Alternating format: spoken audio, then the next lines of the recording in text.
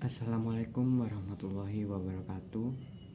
Perkenalkan, saya Valentino Rossi dari Universitas Negeri Surabaya dengan NIM 2205121404 Prodi Sistem Informasi kelas B. Di sini saya akan menjelaskan tentang algoritma penjadwalan, yaitu Shortest Remaining First atau SRF, dengan dosen pengampu Pak Agus Prihantoro STMKom. Nah, pertama-tama kita harus mengerti apa itu penjadwalan proses.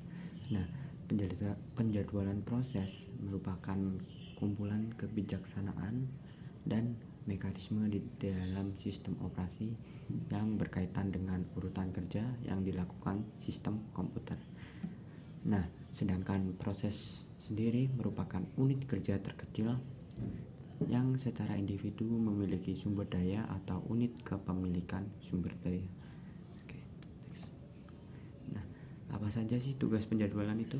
Nah, tugas penjadwalan ada dua, yaitu tugas penjadwalan dalam CPU ya, memutuskan proses yang berjalan dan memutuskan kapan dan selama berapa lama proses tersebut berjalan. Jadi tugas penjadwalan adalah mengatur bagaimana seefisien mungkin sebuah program berjalan dan berapa lama program tersebut bisa berjalan. Next. Nah, sasaran penjadwalan ada tiga, yaitu efisiensi atau utilisasi. Pemproses dihitung dengan perbandingan atau rasio waktu sibuk pemprosesan. Yang kedua ada turnaround time, adalah waktu yang dihabiskan dari saat program atau job mulai masuk ke sistem sampai proses diselesaikan sistem. Nah, waktu yang dimaksud adalah waktu yang dihabiskan di dalam sistem. Sasaran penjadwalan adalah meminimalkan turnaround time. Turnaround time sama dengan waktu eksekusi plus waktu menunggu, jadi meminimalkan waktu proses tersebut ya. Nah, kemudian ada throughput, adalah jumlah kerja atau jumlah job yang dapat diselesaikan dalam satu unit waktu. Nah, sasaran penjadwalan adalah memaksimalkan jumlah job yang diproses per satu interval waktu. Jadi lebih tinggi angka throughputnya, lebih banyak kerja yang dilakukan oleh sistem. Nah, itu adalah tiga sasaran dari penjadwalannya. Jadi ada efisiensi atau utilisasi yang tadi ya, yaitu perbandingan waktu sibuk memproses. Yang kedua ada turnaround time, ya waktu yang dihabiskan saat program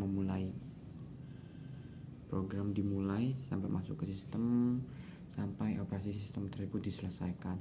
Yang ketiga ada throughput, yaitu jumlah kerja atau jumlah pekerjaan yang dapat diselesaikan dalam satu unit waktu. Nah, next. Nah, berdasarkan tugas, penjadwalan dibagi menjadi tiga ya, yaitu penjadwalan jangka pendek atau short term schedule. Yang kedua adalah penjadwalan jangka menengah, medium term scheduler. Yang ketiga adalah penjadwalan jangka panjang, long term scheduler. Nah, untuk penjadwalan jangka pendek sendiri atau short term scheduler, penjadwalan ini bertugas menjadwalkan alokasi pemproses di antara proses-proses yang sudah siap di memori utama. Nah, untuk penjadwalan jangka menengah yaitu medium term scheduler. Penjadwalan jangka menengah adalah menangani proses-proses swapping atau aktivitas pemindahan proses tertunda dari memori utama ke memori sekunder. Jadi jika ada yang lumayan panjang, itu akan dipindahkan dari memori utama ke memori yang sekunder ya, untuk mengurangi beban sistemnya. Kemudian penjadwalan jangka panjang, long term scheduler.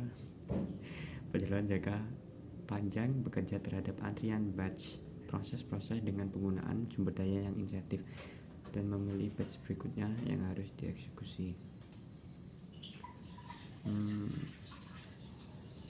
Jadi penjadwalan jangka panjang itu bekerja terhadap antrian-antrian proses ya, yang jika sudah selesai akan memilih proses selanjutnya yang akan dieksekusi. Nah, jenis strategi penjadwalan di sini ada dua jenis strategi penjadwalan, yaitu penjadwalan non primitif, yaitu begitu proses diberi jatah waktu pemproses maka pemproses tidak dapat diambil alih oleh proses lain sampai proses itu selesai. Dan kedua ada penjadwalan primitif, yaitu saat proses diberi jatah waktu pemproses maka pemproses dapat diambil alih oleh proses lain sehingga proses disela sebelum selesai dan harus dilanjutkan menunggu jatah waktu pemproses tiba kembali pada proses tersebut. Oke, next. Jadi ada dua ya dari jenis strategi penjadwalan, yaitu non primitif dan jenis penjadwalan primitif. Oke.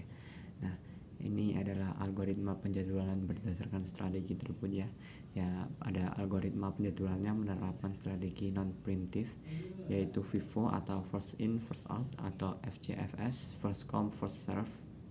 Ya, berarti datang pertama akan datangnya dilayani duluannya. Nah, banyak yang mengatakan FIFO ini adil, namun pada kenyataan di dunia ini ada kalanya kita harus memprioritaskan sesuatu yang lebih penting. Oke. Yang kemudian ada SJF, short job first. Ya, itu sama seperti yang saya akan bahas kali ini, namun berbeda sedikit ya. Itu SJF adalah bagian non primitif. Kemudian ada HRN, highest ratio next. Kemudian ada MFQ, multiple feedback quiz. Kemudian ada algoritma yang menerapkan strategi primitif ya. Yang akan saya bahas nanti adalah SRF ya. Oke. RN round robin, kemudian ada SRF shortest remaining first, kemudian ada PS priority scheduling, kemudian ada GS granted scheduling. Oke. Nah, jadi ada 8 macam ya. 4 dari non primitif dan 4 dari primitif yang menerapkan sistem strategi primitif. Nah, SRF atau short remaining first adalah di sini saya akan membahas SRF ya. Ya, pada algoritma ini setiap proses yang ada di ready queue atau antrian akan dieksekusi berdasarkan burst time terkecil atau waktu pekerjaan terkecil. Hal ini mengakibatkan waiting time yang pendek untuk setiap proses, dan hal tersebut maka waiting time rata-ratanya juga akan menjadi sangat pendek atau menjadi sangat lebih sedikit ya, lebih efisien, sehingga dapat dikatakan bahwa algoritma ini adalah algoritma yang paling optimal. Nah, penjadwalan SRF adalah termasuk algoritma penjadwalan primitif ya, seperti yang tadi slide sebelumnya kita bahas ada 8 ya, 4 dari non primitif dan 4 dari primitif, yang artinya proses tidak diberi jatah waktu pemproses maka pemproses dapat diambil alih oleh proses lain. Nah, jadi nanti jika ada yang waktu kerjanya lebih sedikit akan digantikan oleh proses yang waktu kerjanya lebih sedikit. Kemudian dalam penjadwalan ini dilakukan 2 langkah utama, yaitu pertama, setiap kali kita memperhatikan saat proses tiba atau proses selesai. Jadi nanti dihitung proses tibanya, proses pekerjaan, dan proses selesainya. Pada langkah kedua kita menghitung lama sisa proses dari semua proses yang ada pada saat itu. Jadi kita menghitung lama sisa waktu proses yang dilakukan pada saat itu. Nah, kalau pada proses dengan sisa waktu yang paling pendek dari sisa proses pada proses yang sedang dikerjakan, maka atas dasar preemptif, proses yang sedang dikerjakan itu akan dikeluarkan dari prosesor dan langsung digantikan oleh dengan pekerjaan yang dengan sisa waktu terpendek yang akan dikerjakan oleh prosesor. Oke. Nah, di sini ada contoh soalnya. Nah, ini adalah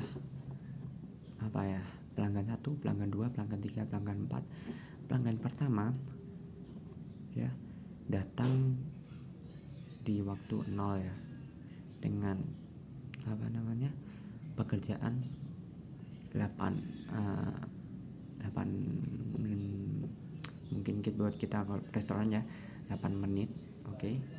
8 menit. Nah, ini akan dikerjakan karena belum ada yang datang lagi, dan ini akan dikerjakan sampai 7 karena ini ada pelanggan kedua yang datang setelah 1 menit pengerjaan di proses pelanggan pertama. Nah, untuk proses pelanggan yang kedua memiliki waktu pekerjaan yang lebih sedikit. Jadi untuk yang kedua ini akan dikerjakan terlebih dahulu ya. Dan untuk setelah ini dikerjakan sampai selesai, ini datang lagi waktu tunggu, kemudian ini masih dikerjakan tadi, kemudian pelanggan ketiga dengan pelanggan ke-7 lebih besar pelanggan ke-7, maka belakang pelanggan pertama, maka akan didahulukan pelanggan pertama daripada pelanggan ketiga ya, karena memiliki waktu pekerjaan yang lebih banyak dari pelanggan pertama. Dan kemudian masuk ke pelanggan keempat setelah 3 menit waktu proses, sehingga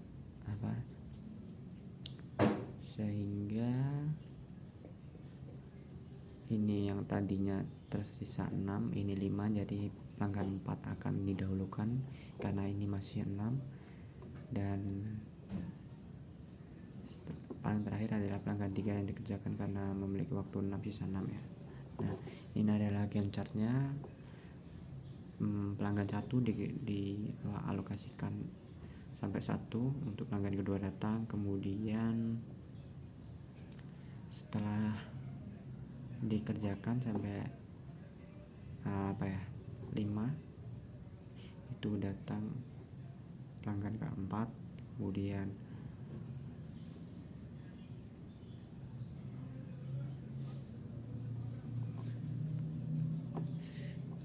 mohon maaf salah.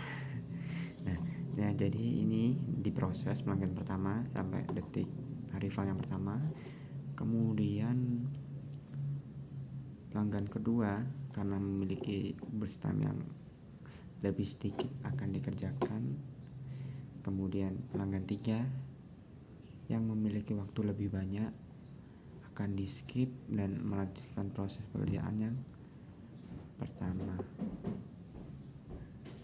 Dan proses ketiga adalah proses yang paling lama dikerjakan. Nah, seperti ini proses perhitungan.